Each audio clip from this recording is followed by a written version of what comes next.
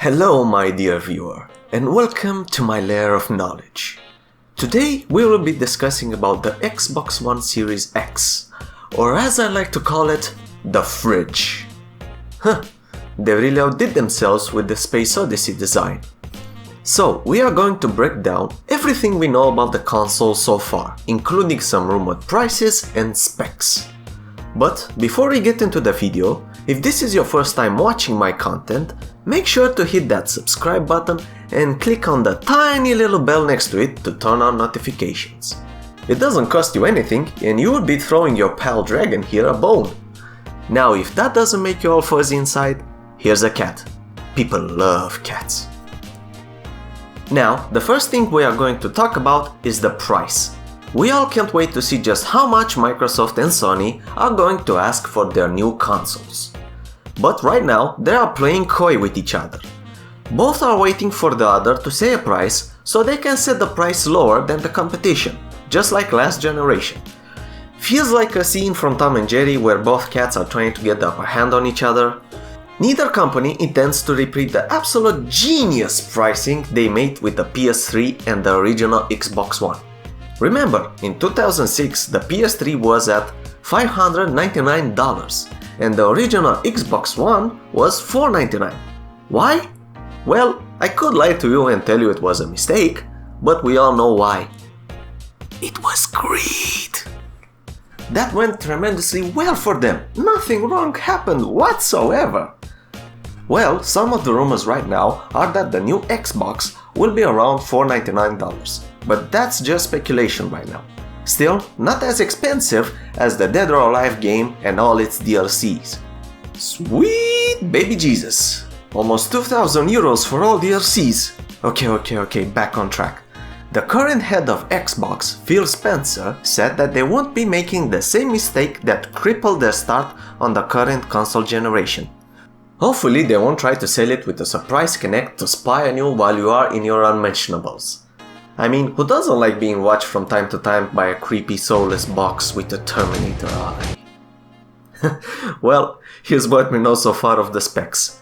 We have here a table with all the different specs from all the Xbox versions, from the original one up till Xbox One X. Yeah, you guys love tables. So, the console aims to achieve 8K resolutions or 4K at up to 120 frames per second, ray tracing, variable refresh rate support and more. With a 12 teraflop GPU capable of up to 120 frames per second, the Series X is twice as powerful as the Xbox One X. At the heart of the Xbox One series lies a custom-designed CPU founded on AMD Zen 2 architecture, which means it has 4 times the CPU power compared to the Xbox One. The Series X solid-state drive opens up all sorts of possibilities. Part of its storage system can be used to boost load time by up to 40 times. The Xbox Series X also comes with the added capabilities of hardware-accelerated ray tracing. We'll explain later what that is. It also has Quick Resume. This new feature lets you continue multiple games from a suspended state almost instantly, returning you to where you were without waiting through long loading screens, even after a reboot of the console. It also has backward compatibility. Backward compatibility means existing Xbox One, Xbox 360, and original Xbox games can be played on the new hardware. Smart Delivery, or forwards compatibility as I like to call it, is a new thing that Microsoft is pushing right now. Basically, you buy a game once and you can play it on any Xbox One or Xbox One Series X console. All future Xbox Game Studios titles, including Halo Infinite, will be playable this way. Also, CD Projekt Red is doing the same thing with Cyberpunk 2077. These guys really are everywhere.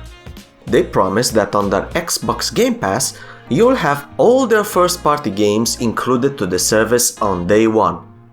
Typically, the rule of thumb is that the higher the number, the better the performance. But, especially for you young kids, Papa Dragon will teach you what this whole tech stuff means in as simple words as I can. Pay attention, everyone! So, what is 8K? Well, 8K resolution refers to an image or display resolution with a width of approximately 8000 pixels, or 7680 by 4320. It is double the resolution of 4K. Most consumers can't really tell the difference between 4K and 8K video. And there are not that many TV right now that have 8K support, and none of them are cheap. But it is nice to see Microsoft thinking for the future. So your next question is, what the bloody H is a teraflop? Well, teraflop has become an important measurement for the performance capability of a graphics card. The flop part is an acronym for floating point operations per second. A floating point is a number with a decimal point in it. Yeah, the slightly special numbers in math. And it is used to measure the computing power of a computer. The tera part means a trillion. Basically, the new console can do 12 trillion flops, or floating point operations per second, double the Xbox One X. In terms of games, those operations per second are used to draw more polygons on the screen and move them around. So, more flops means you can get more polygons all over the place. An example would be dynamically illuminating a scene to show how light is absorbed, reflected, or refracted. Basically, this additional power enables the games to render even more realistic environments, models, etc. So your final question is, what is ray tracing? Well, ray tracing improves lighting, shadows, and reflections on an object as related to everything else in the environment. Basically, an object, for example a lamp, will spread light and shadow on different objects the same way as in real life, or close enough. This feature is usually found in high-end GPU like NVIDIA GeForce 2080. Well, that is all for this lesson today. I hope you paid attention because I won't explain this again. Now let's move on and talk about the controller. The Series X will have a new Xbox wireless controller, and it doesn't deviate too far from the existing Xbox One design.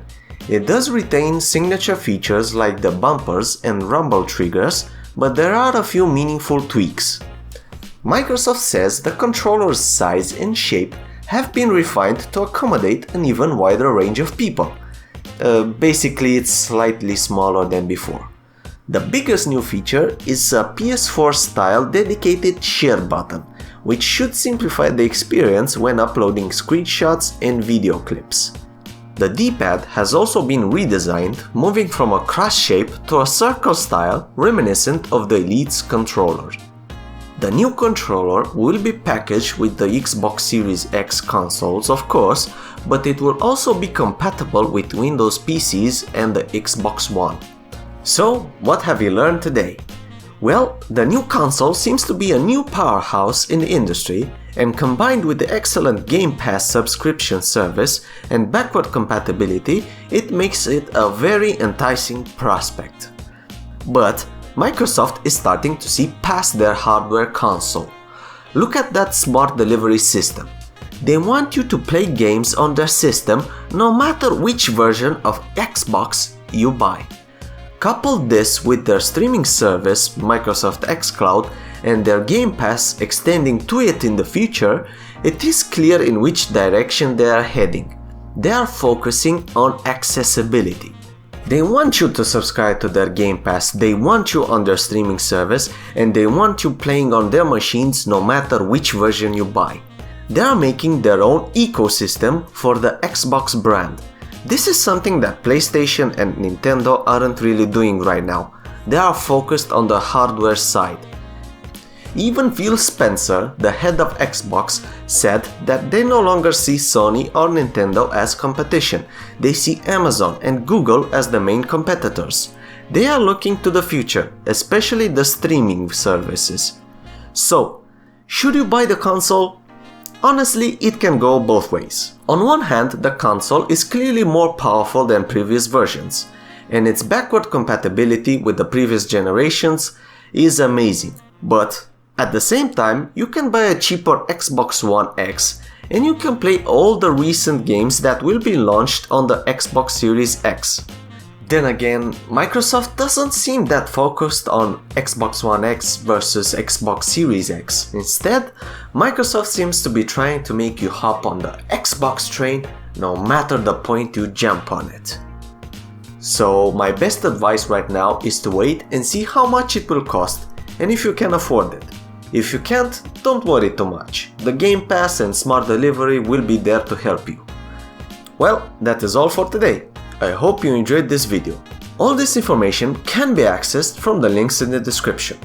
Let me know in the comments below what do you think about the new console. Are you going to buy it or are you going to wait and see? I hope you enjoyed the video and found some useful information. If you did enjoy it, hit the like button. Maybe subscribe to the channel and share the video. If you didn't enjoy it, hit the dislike. I hope you all have a fantastic day and wish you all the best. Goodbye everyone.